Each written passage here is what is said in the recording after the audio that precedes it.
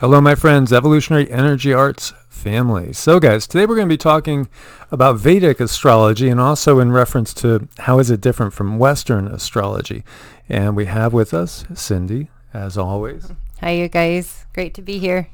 And so Cindy is a student of Vedic astrology, and Vedic astrology is very, very different than Western astrology. And we're going to see quite a few reasons why it is so different, and in some cases way more complicated. And a lot of times people will they'll just kind of steer themselves towards the Western astrology because it's much easier to understand how to do it than it is to do Vedic. So, the whole idea of the stars influencing us, it goes back thousands and thousands and thousands of years. It probably goes back and predates Atlantis and Lemuria and the other lost civilizations, perhaps that we don't even know about. There's a good reason for this, and we're going to get into it in depth, but primarily we could view it very simply as the fact that that's part of the matrix that we live in. This is part of the programming of the multiverse, and when we get down deeper, everything is affected by everything else. There's something called quantum entanglement, which basically states that, again, we are living in an ocean of energy. And just like an individual drop or a wave in an ocean, we're still part of the ocean. And so, there is this butterfly effect that connects us all. And everything has a relationship with everything else.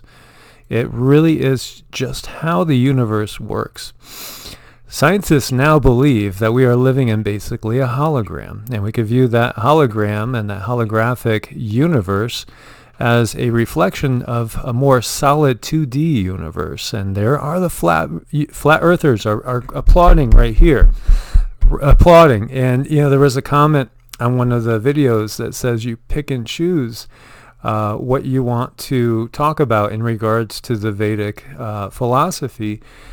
Because the Vedic system, some people could look at it as saying it's a flat Earth scenario, but it's not really a flat Earth if you look close. It's recognizing the fact that we live in a holographic universe, recognizing the fact that there are all sorts of different densities to our existence. There are a myriad of different dimensions as well, and we are multidimensional beings. And so in a way here, we are living in a matrix. And that matrix is a holographic representation of something that is more substantial. So you could also view it as if your higher self is on a different plane of existence.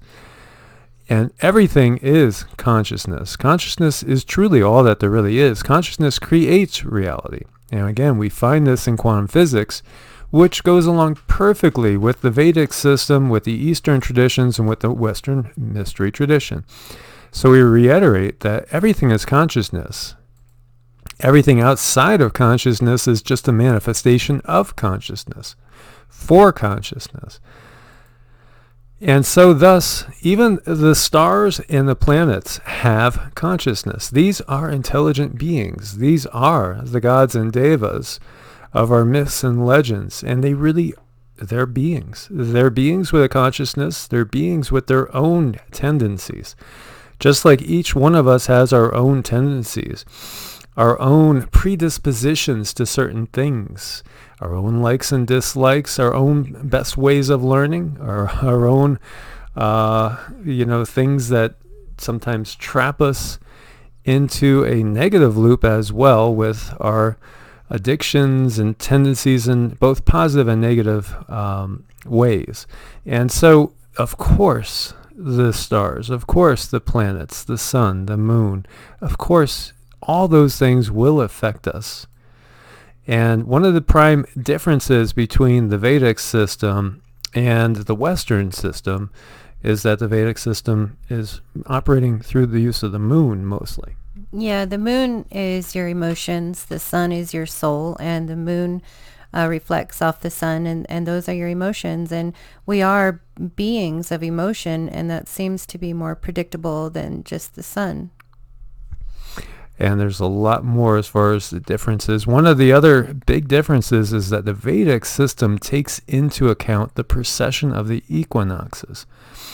And so the precession of the equinoxes, as we see here, Hipparchus also calculated that there is a very slow shift in the heavens that makes the solar year not quite match the sidereal or the star year.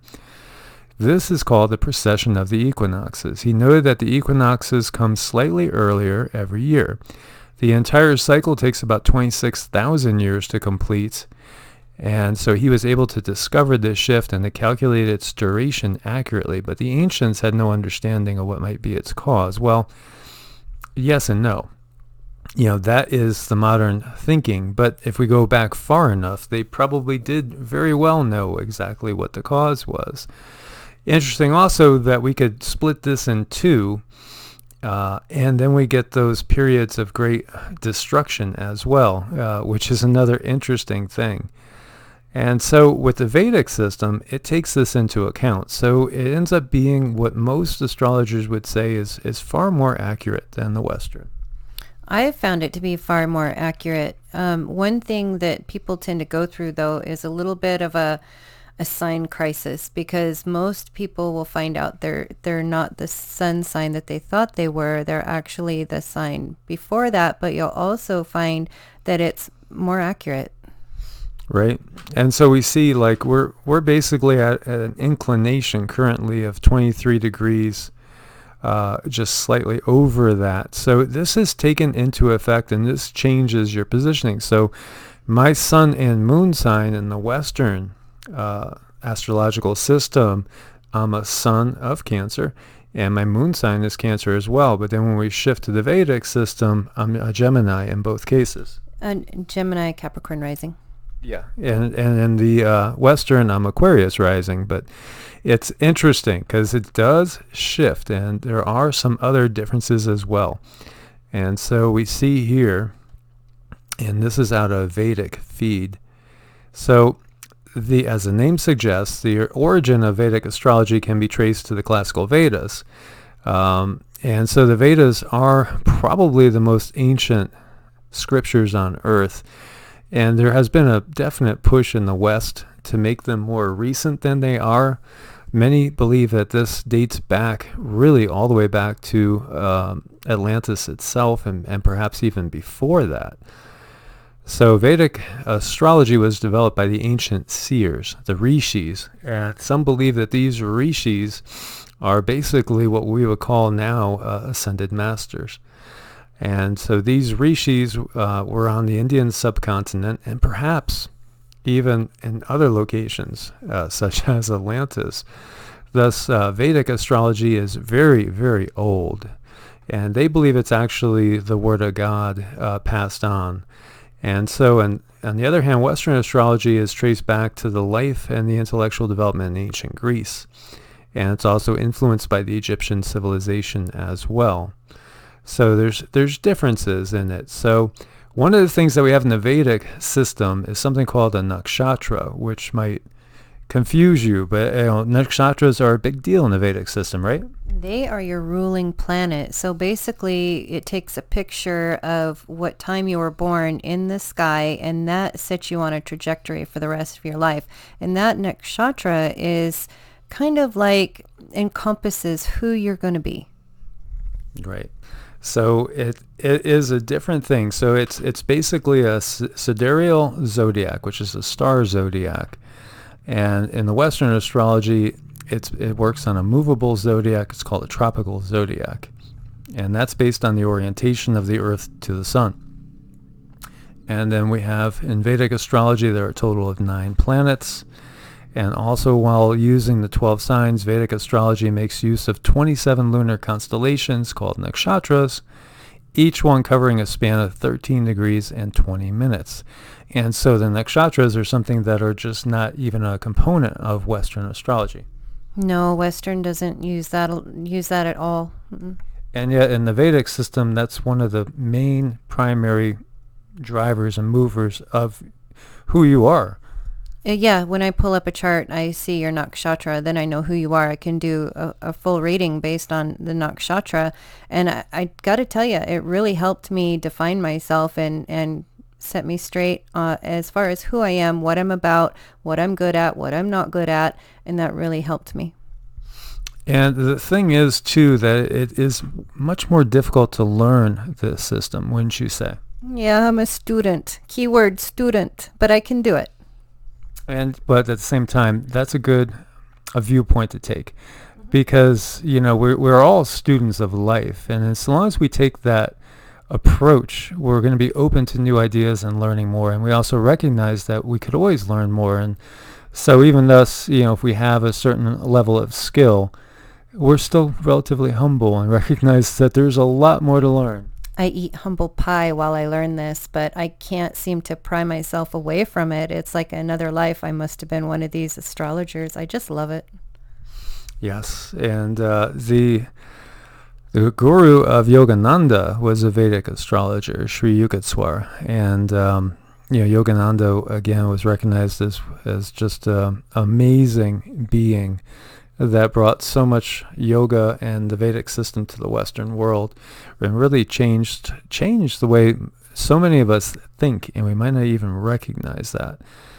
So the Vedic astrology also applies a Vimshottari dasha system, which is a method to time the planetary system while analyzing the planetary transits for future events.